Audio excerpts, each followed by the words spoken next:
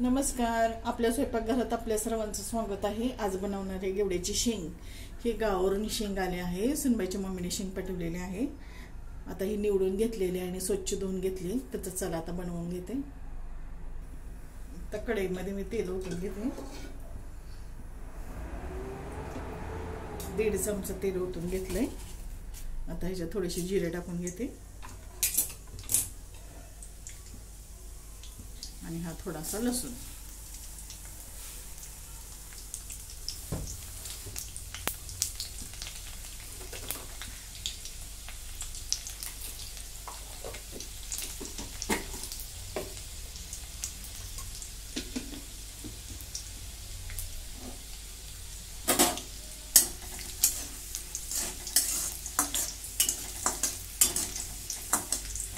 आता ही शेंग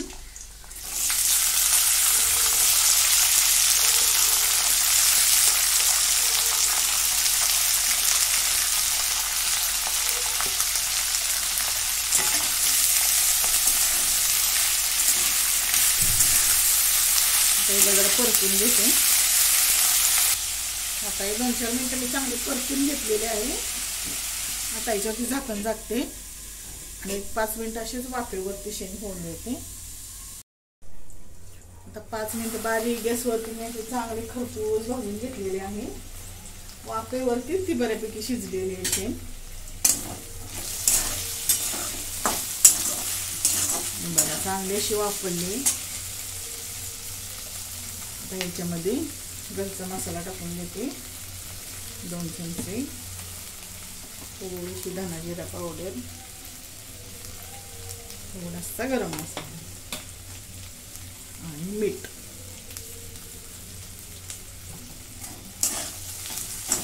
परतून घेते.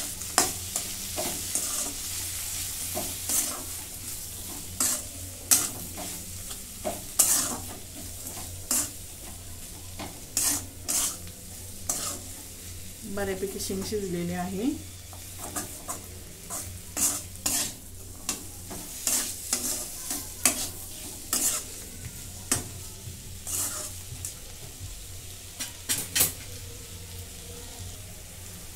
अगदी आता थोडंसं पाणी टाकते कारण मसाले टाकलेत म्हणून. 1-2 चमचे. पुन्हा एकदा सगळं मिक्स करून घेते.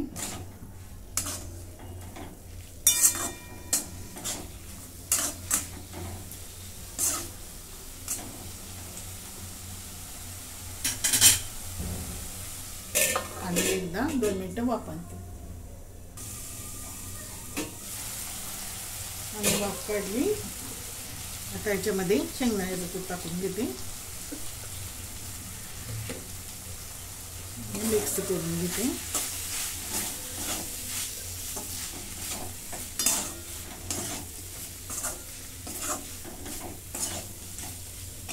अशा प्रकारे आपली शेंग तयार. इतकी छान चवीला लागते. ह्याला जास्त काय मसाल्याची पण काय गरज नाही.